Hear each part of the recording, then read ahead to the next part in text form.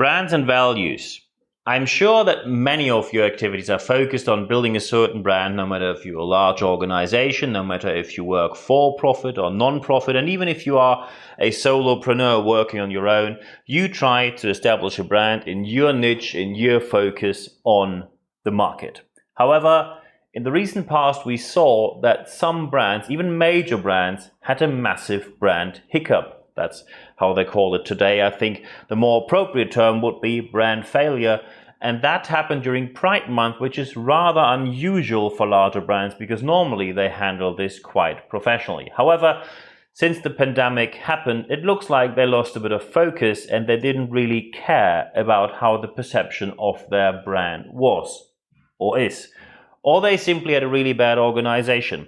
And by the way, if something goes really wrong with your communication, some people already realized we now have the 2 episodes per week split. My part is always the second one, which comes out during the week. Yesterday, we had an amazing interview with Guy Clapperton, media expert, about pinkwashing and what goes wrong when your brand communicates in the wrong way during, for example, Pride Month or a Pride LGBTQIA plus community related event. You should listen to that.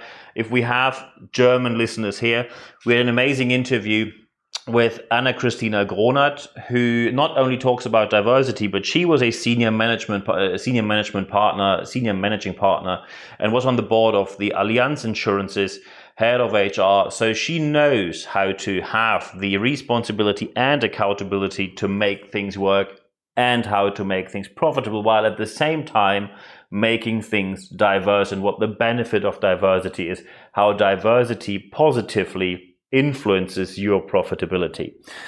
But now we have to look at what went wrong during the last weeks, how can we do it better, and of course, what is the problem? What is the core of the problem we have here? As I already told you, we had massive issues with larger brands, and we had a very strong case of pinkwashing. Large brands were involved: Procter & Gamble, YouTube, Unilever, Microsoft, Mercedes-Benz, BMW, Cisco, Lenovo, Bethesda Video Gaming. And I only mention these brands because they are already part of the public discussion of how things went wrong. I normally do not mention brands, and I want to be very, very clear that no harassment or anything similar will be tolerated in the commentary section, no matter where you listen to this podcast. It is very important that we focus on the subject matter and not focus on talking down on brands, because we all have to learn, we all do mistakes, and of course we now have to look at what went wrong and how can we do better. So what went wrong? These large brands, the ones I just mentioned, turned their profiles, beginning of June, into rainbow-colored logos, which is rather common. That happened during the last years as well. However, this year people found out that they rainbow-colored the logos in the area where it's socially accepted already, so North America, for example, or Europe, and they didn't do so, for example, in the Middle East, where the LGBTQIA community is not only less accepted, but often persecuted. And it is very important to say here that when this happens, please don't tell me as a brand that this was a coincidence or you overlooked it. Because first, we see that it happened with many brands. And second, I am very sure that your social media presence is handled professionally. And when you tell people, please put a rainbow colored logo in here, but don't put it in there, then you of course say, we want to be, let's say, present and have a profitable approach and make money out of Pride, but we really don't want to be the spearhead or the frontier of the movement, which is rather bad. And the worst reaction, one of these brands reacted in a way where they said, oh, we work specifically with the regions, and because there is Pride in Europe and there is no Pride, for example, in Saudi Arabia. And then and this is not the worst part is where they then said, you wouldn't do 4th of July Independence Day in Germany because there is no 4th of July Independence Day in Germany. But here is the main difference.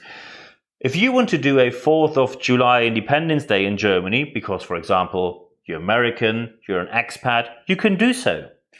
If I would go to Saudi Arabia and do a Pride parade there, I would be most likely persecuted, maybe even arrested, and have to face legal consequences, including the option to be killed capital punishment for just being who I am. So please don't make these ridiculous comparisons.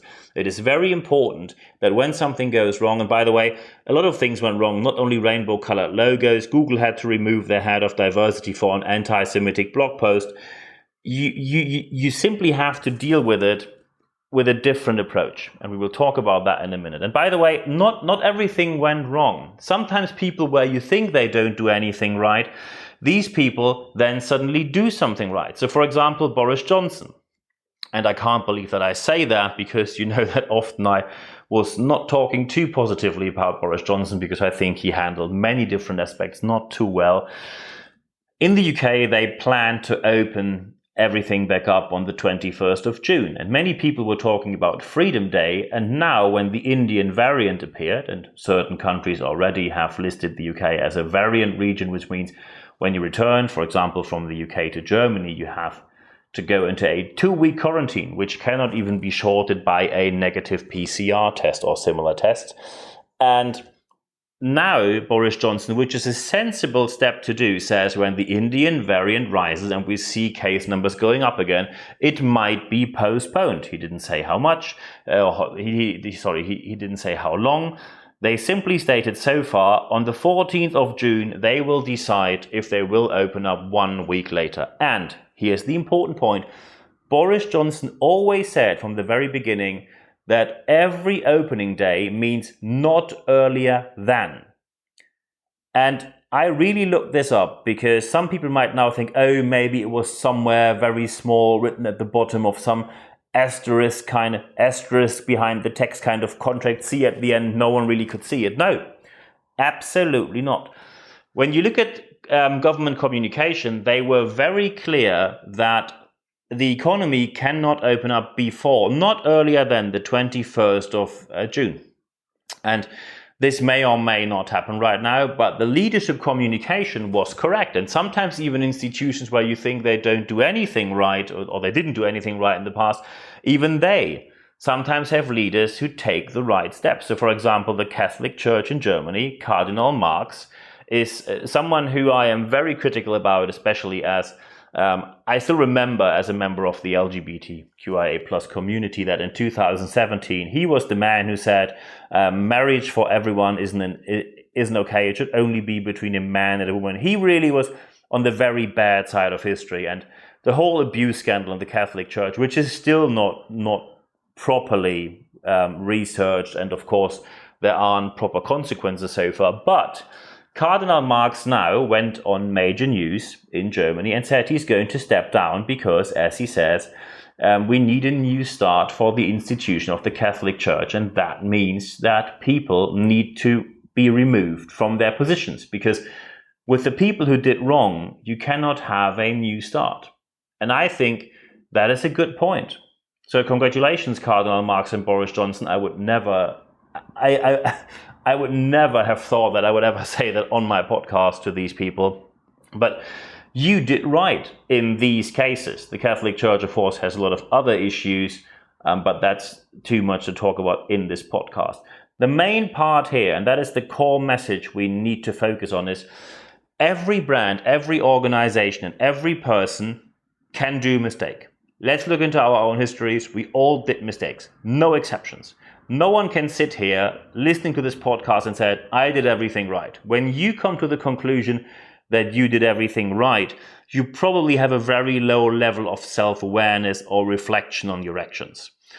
And when something went wrong, there is a certain punishment, especially when you are a global brand. Normally, the public punishment immediately is they don't use your services, they don't purchase your goods.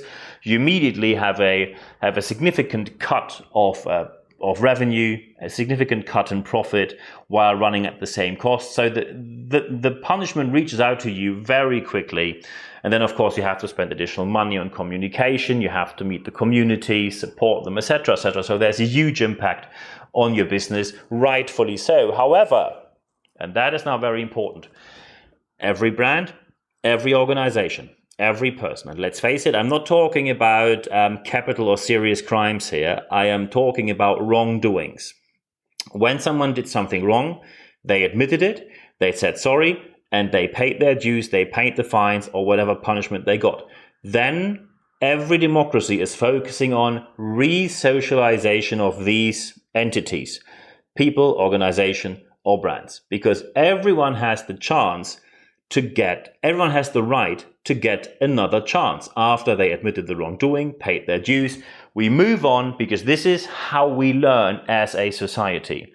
It is not helpful when people keep on saying, even when the organization learned and now is doing way better, it is not helpful when people say, oh, it's always the large corporations, or it's always the bankers, or people, and this is something I heard in the UK, where people said, oh, all these charities, it's only about bored people getting 6-digit income, and it's not really a charity.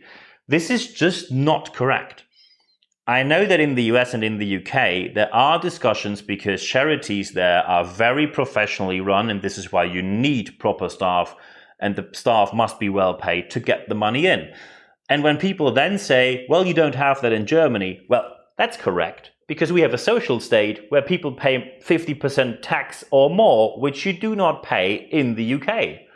Especially not as early as we do, for example, in Germany, or as people do who live in Germany. I don't live there, I immigrated. I left the country in 2014. However, it's always important that when you focus on something went wrong, focus on the people who did it wrong and don't mass generalize. And when someone has done something wrong and they paid their dues, move on, because we only learn when we reintegrate people into society. And by the way, if you don't do that, you are not part of the democratic discussion. Because when you look into lawful states, every lawful state focuses on something went wrong, we talk about it, we address it. When they admit it or they get a certain sentence or fine, then we move on to reintegration. And very important here, I'm not talking about capital crimes or serious crimes like murder or manslaughter. That is something completely different because there's a strong moral implication with that. But when there are issues, we talk about the issues, address them, and then we move on after they paid their dues to get to the right idea and to the right goal together. So what is the problem here now? Why did this happen? Because when you look at these brands, when you hear brand names like Procter & Gamble, YouTube, Unilever, Microsoft, Mercedes, BMW, Cisco, Lenovo, Bethesda, Google, etc., etc., etc., these brands have D&I, diversity and inclusion departments, professionally run, and you think, what happened there? How is it possible that they do something like, we rainbow color everything in North America and Europe, but we don't care about the Middle East, or we don't do anything in the Middle East or certain other areas? We, of course, have to look at the core of the issue. And the core of the issue is that, unfortunately, many people look at it, especially after the pandemic, from a purely economical point of view. And when you say, we want to run a diversity campaign, but we must have a really quick return on investment, I know where you're going. I know where you're focusing on. You say, oh, these kind of couples normally don't have children, or a lot less of them have children. So that means when there are couples, it's a 2-income household that's highly profitable and a really good target audience for our product. Might be the case, but when you focus only with an economical point of view on what you want to do, it simply means you must have a profit in a very short term. And that never leads to a good result. Short-term thinking will always have short-term results, and then you run into short but also mid and long-term problems. Another issue is that when I looked at these organizations, their senior management still is not really too diverse. Many of them, not all of them. However, monocultural management, monocultural leadership creates monocultural results.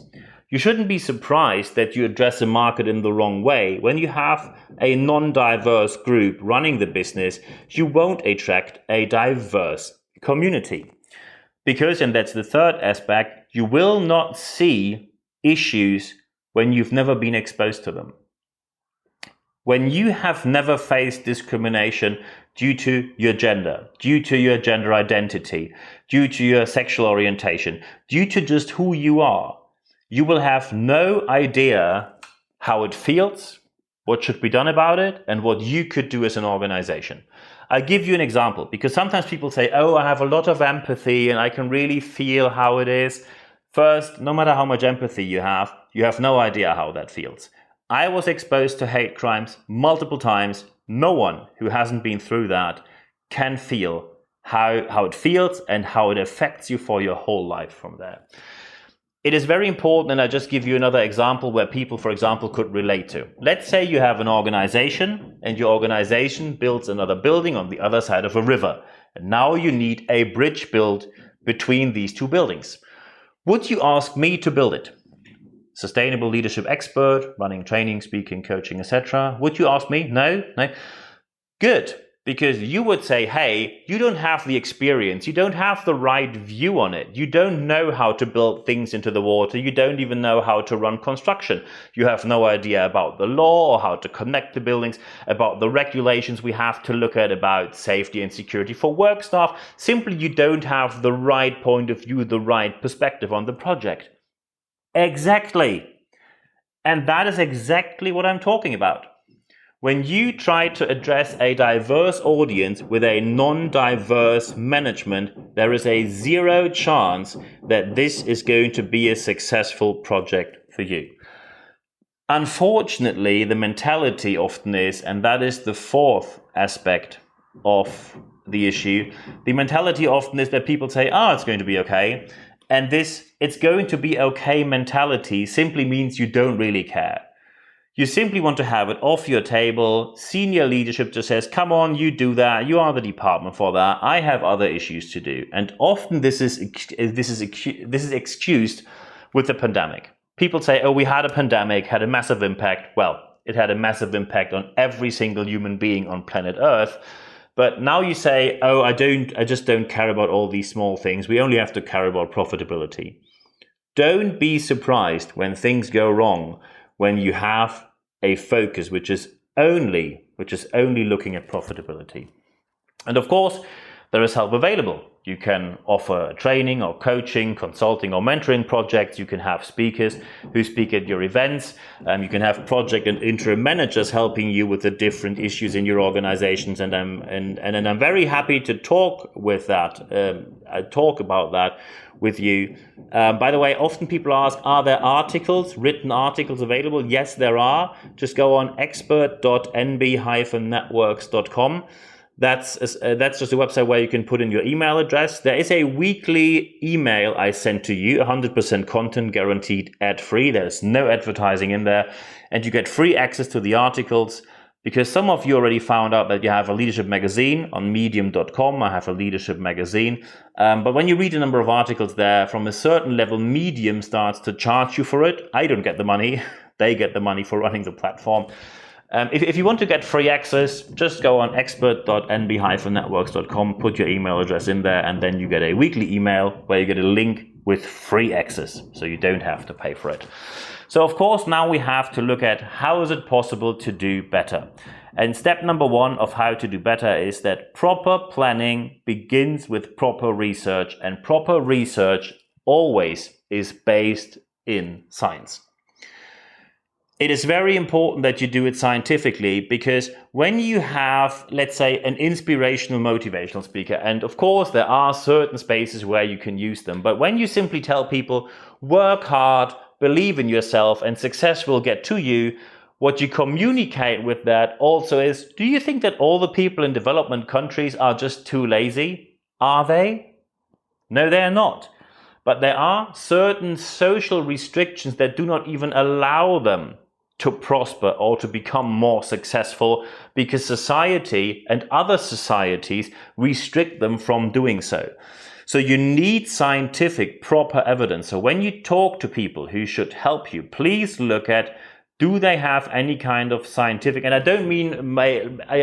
don't necessarily mean formal degrees, which can be helpful, but not necessarily they have to be.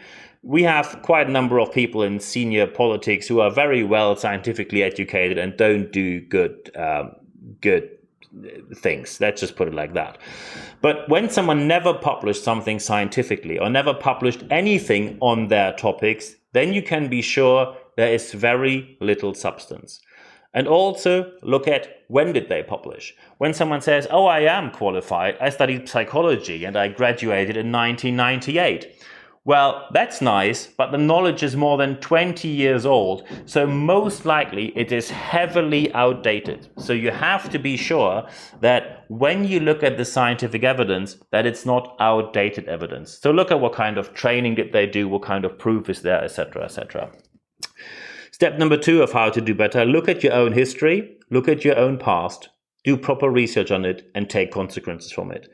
Most likely you will see certain aspects where you say something went wrong, but you simply didn't draw consequences from it. So don't only look at it, also take consequences afterwards, because reflecting on your own past is a strength, not a weakness. Admitting wrongdoing is a strength, not a weakness.